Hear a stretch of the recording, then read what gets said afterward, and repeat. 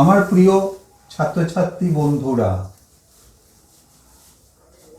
আজকে একাদশ শ্রেণীর বাংলায় তোমরা যারা রয়েছ তোমাদের জন্য আজ প্রথমে জয় গোস্বামীর নুন কবিতা নিয়ে আমরা আলোচনা করব।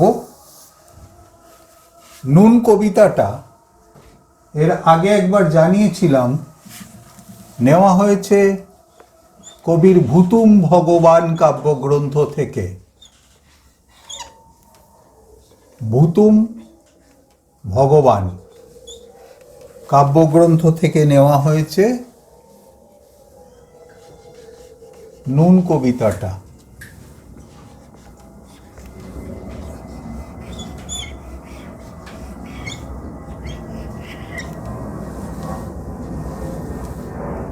ছোট্ট একটি কবিতা, খুব সহজ সরল ভাষায় লেখা। এই কবিতায় আমরা নিম্ন মধ্যবিত্ত জীবনের একটি নিখুঁত ছবি এই কবিতায় আমরা পেয়েছি। আজকে আমরা আলোচনা করি নুন কবিতার মর্মবস্তু বা ভাববস্তু নিয়ে। আমরা এই কবিতায় দেখতে পাই যে খুব ছোট্ট ছোট্ট পদ্যবন্ধে কবি হাজির করেছেন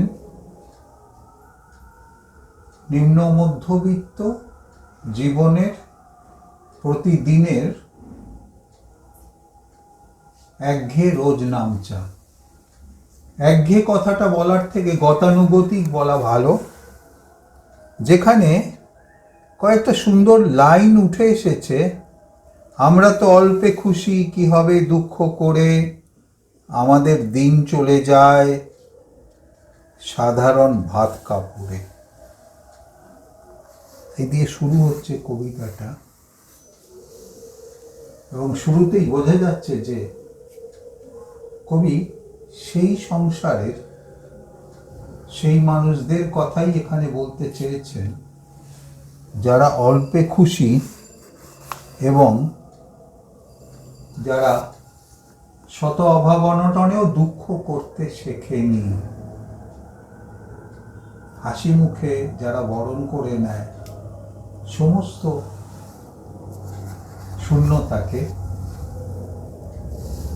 এবং অত্যন্ত সাধারণভাবে যারা জীবনযাপন করে, যাদের দিন চলে যায় সাধারণ ভাত কাপড়ে। এই কবিতায় কবি আরো লিখেছেন, সব দিন হয় না বাজার, হলে হয় মাত্রা ছাড়া, বাড়িতে ফেরার পথে কিনে আনি গোলাপ চারা। এখানে গোলাপ চারা একটা প্রতীক হয়ে উঠেছে, যে প্রতীক সৌন্দর্য অনুসন্ধানের প্রতীক। সব মানুষের মনের মধ্যেই সুন্দরের তৃষ্ণা থাকে। এই সৌন্দর্যের অনুসন্ধানের প্রতীক হয়ে উঠেছে কবির বর্ণনা এই গোলাপ ছাড়া। তো যে কবিতায় কবি লিখছেন, সব দিন হয় না বাজার, হলে হয় মাত্রা ছাড়া, বাড়িতে ফেরার পথে কিনে আনি গোলাপ চারা। একদিকে দেখতে পাচ্ছি আমরা যে বাজার হচ্ছে না, আরেক দিকে দেখতে পাচ্ছি যে কখনো কখনো তা হচ্ছে অতিরিক্ত মাত্রায়, অর্থাৎ কেনাকাটায় লাগাম থাকছে না। এবং বাজার করে ফেরার পথে ওই গোলাপ চারা কিনে আনার মধ্যে দিয়ে কবির মনের সৌন্দর্যের তৃষ্ণা প্রকাশিত হয়েছে, যা সাধারণ মধ্যবিত্ত, নিম্ন মধ্যবিত্ত মানুষের একান্ত নিজস্ব।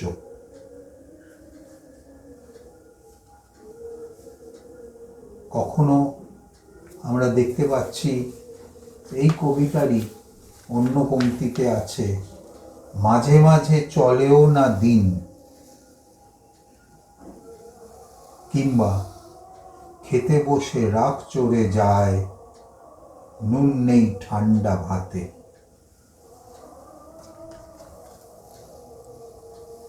কবি প্রশ্ন করেছেন, ফুল কি হবেই তাতে? যদি গোলাপ চারা এনে পুঁতি, তাতে কি ফুল হবে?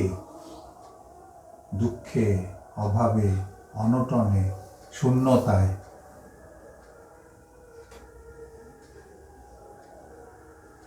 যত কষ্টই হোক না কেন, মনের সৌন্দর্য কিন্তু কখনো মরে যায় না। সংশয় থাকে, দ্বিধা জাগতে পারে, প্রশ্ন জাগে, কিন্তু মন কিন্তু বেঁচে থাকে শত কষ্টেও। তাই যখন কবি বলছেন খেতে বসে রাগ চলে যায়, নুন নেই ঠান্ডা ভাতে, ছোট্ট একটা শব্দ নুন, যার মধ্যে লুকিয়ে রয়েছে অসম্ভব প্রতিবাদের সম্ভাবনা, প্রতিচ্ছবি। এই কবিতার যে পংক্তিটি আমরা দেখতে পাই, আমাদের শুকনো ভাতে লবণের ব্যবস্থাপক, এটাই এই কবিতার বার্তা। নিম্ন মধ্যবিত্ত, দুবেলা দুমুঠো খেতে না পাওয়া মানুষের হয়ে কবি প্রতিবাদ জানিয়েছেন শাসকের বিরুদ্ধে। এবং এই কবিতার দুটো চরিত্র, বাপ বেটা, যাদের মধ্যে রয়েছে অপরিসীম স্নেহ, ভালোবাসার সম্পর্ক এবং বন্ধন, কিন্তু তারা যখন প্রতিদিনের জীবনযাপনে নুনের অভাবে ভাত খেতে কষ্ট পায়, অরুচি হয় তাদের, তখনই কবির কলম ঝলসে ওঠে প্রতিবাদের জন্য। এবং তখনই কবি বলেন, আমাদের ঠান্ডা ভাতে লবণের ব্যবস্থাপক। এখানে আমাদের কথাটার মধ্যে রয়েছে একটা সমষ্টির ইঙ্গিত। এবং ওই যে জয় গোস্বামীর নুন কবিতায় ছেলে এবং বাবা, এই দুটো চরিত্র, তারা সকলের হয়ে, সব নিম্ন মধ্যবিত্ত মানুষের হয়ে, ওই শ্রেণীর হয়ে তারা প্রতিনিধিত্ব করছেন। আমরা বিমল চন্দ্র ঘোষের ক্ষুধা কবিতায় দেখেছি এই কথাই কবি অন্যভাবে বলেছেন। বাংলা সাহিত্যের অনেক বিখ্যাত কবিতা আছে যেখানে বারে বারে এই প্রসঙ্গটি ফিরে এসেছে। বীরেন্দ্র চট্টোপাধ্যায়ের কবিতায় আমরা দেখেছি প্রেমেন্দ্র মিত্রের কবিতায়, আরো অনেক প্রথিতযশা কবির অনেক স্মরণীয় সৃষ্টিতে প্রতিফলিত হয়েছে এই একই ভাবনা। সুতরাং এখন থেকে কবি দাবি করছেন যেন আর কাউকে কখনো নুন ছাড়া ঠান্ডা ভাত কখনো খেতে না হয়। নুন অর্থের দিক থেকে খুব দামি না হলেও প্রয়োজনের দিক থেকে এতটাই দামি যে তাকে বাদ দিয়ে কোনো রান্নাই যেমন হয় না, তেমন দুমুঠো ভাতের জন্য একটুখানি নুন অত্যন্ত জরুরি। এবং আর যেন কখনো কাউকে নুন ছাড়া ভাত খেতে না হয়, সে দাবি জোরালো হয়ে উঠেছে কবি এই প্রতিবাদের মধ্যে দিয়ে।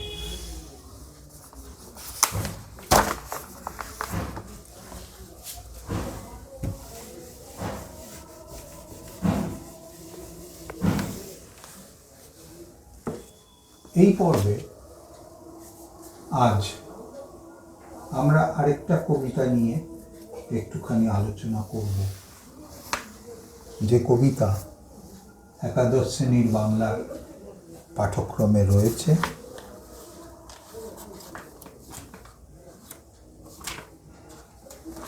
কবিতাটি মাইকেল মধুসূদন দত্তের লেখা একটি পত্রকাব্য।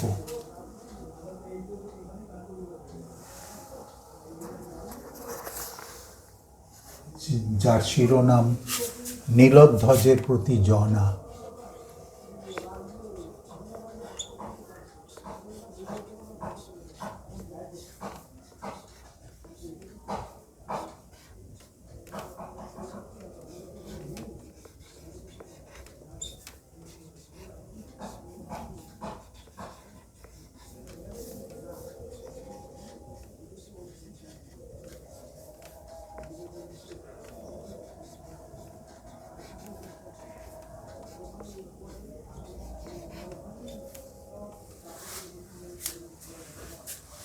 নীলধ্বজের প্রতি জনা একটি পত্রকাব্য, মাইকেল মধুসূদন দত্তের লেখা। অমিত্রাক্ষর ছন্দে যেমন লিখেছিলেন মেঘনাদবধ কাব্য 9টি স্বর্গে, তেমন 11টি পত্র নিয়ে এই বীরাঙ্গনা কাব্য সৃষ্টি হয়েছিল, যার অন্যতম নীলধ্বজের প্রতি জনা।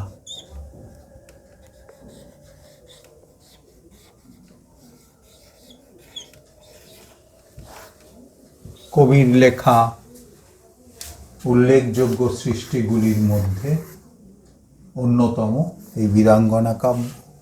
বীরাঙ্গনা কাব্যের 11টি পত্রের মধ্যে একটি পত্র নীলধ্বজের প্রতি জনা।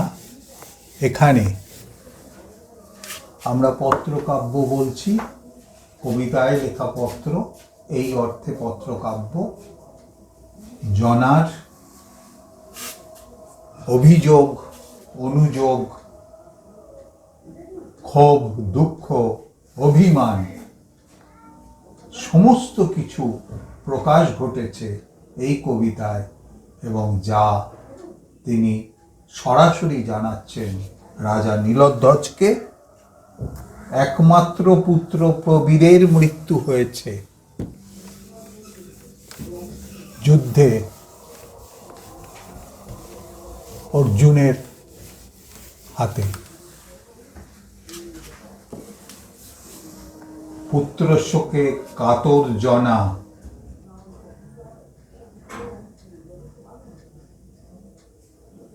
তার কোল, মায়ের কোল শূন্য হয়ে গিয়েছে, এবং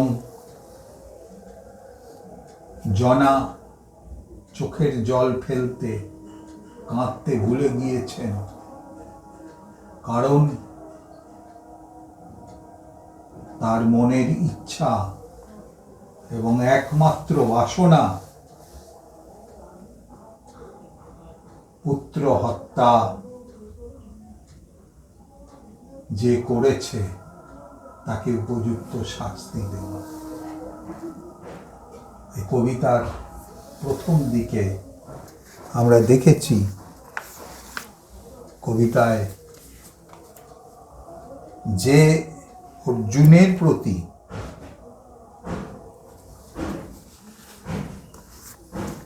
জনার এই অভিযোগ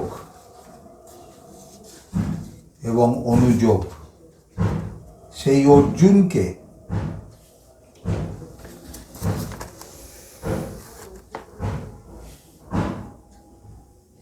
অত্যন্ত সম্মানের সঙ্গে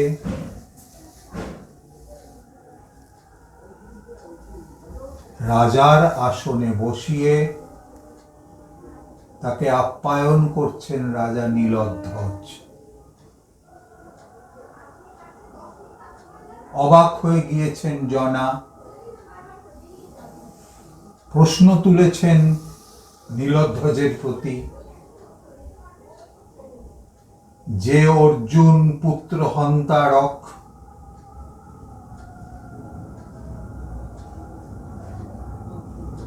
তাকে উপযুক্ত শাস্তি দেওয়ার পরিবর্তে কেমন ভাবে তাকে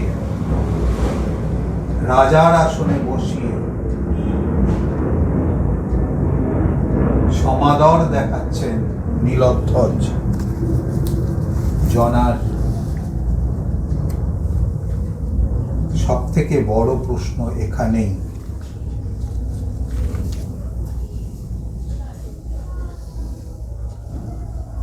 তার মনে হয়েছে ক্ষত্রিয়দের ধর্ম যেখানে বীর ধর্ম, রাজধর্ম, সেই বীর ধর্ম বা রাজধর্ম লঙ্ঘন করেছেন রাজা। প্রশ্ন করেছেন জনা, এ কি মহারথী প্রথা?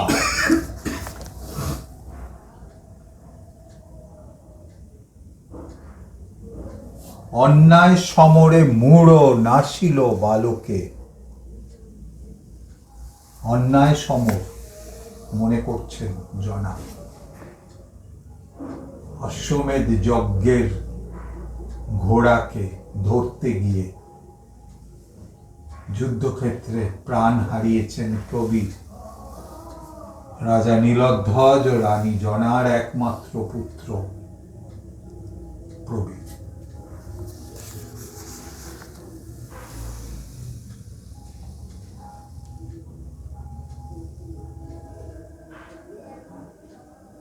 বারবার করে এই প্রতিশোধ নেবার জন্য জনা অনুপ্রাণিত, উদ্বুদ্ধ করার চেষ্টা করেছেন রাজা নীলধ্বজকে। এ কথাও বলেছেন তিনি, যবে দেশ দেশান্তরে জনরব লবে এ কাহিনী, কি কহিবে ক্ষত্রপতি যত। দেশে দেশান্তরে যখন ছড়িয়ে পড়বে এই ঘটনার কথা, তখন ক্ষত্রিয় রাজারা কিভাবে গ্রহণ করবে এই ঔদাসীন্যকে, এই নিষ্পৃহতাকে, এবং শত্রুকে তার উপযুক্ত শাস্তি না দিয়ে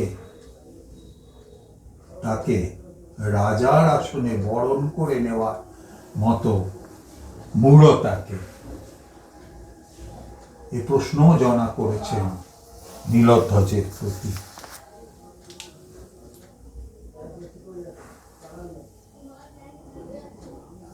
নানান উপমায় এবং অত্যন্ত ঋজুতার সঙ্গে স্পষ্টভাবে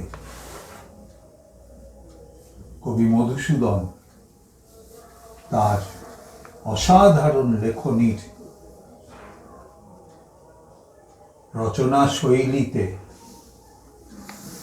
প্রতিবাদী জনাকে এখানে উপস্থিত করেছেন এই কবিতায়, যে জনা তার একমাত্র পুত্রকে অকালে হারিয়েও কাঁদতে শেখেনি, চোখের জল ফেলতে শেখেনি, এবং মনের মধ্যে জমে ওঠা প্রতিবাদের আগুনকে যে ছড়িয়ে দিতে চাইছে এবং বারে বারে নানান প্রশ্নবাণে যিনি জর্জরিত করেছেন রাজা নীলধ্বজকে, তাকে উদ্বুদ্ধ উৎসাহিত করছেন প্রতিবিধানের জন্য, প্রতিশোধ নেওয়ার জন্য। আজকের আলোচনা আমরা এখানে শেষ করছি। এই আলোচনা অসম্পূর্ণ রইল। আমরা পরবর্তী পর্বে আবার আসব মধুসূদন দত্তের লেখা নীলধ্বজের প্রতি জনা এই কবিতাংশ নিয়ে। সবাই ভালো থেকো, শুভেচ্ছা রইল সকলের জন্য।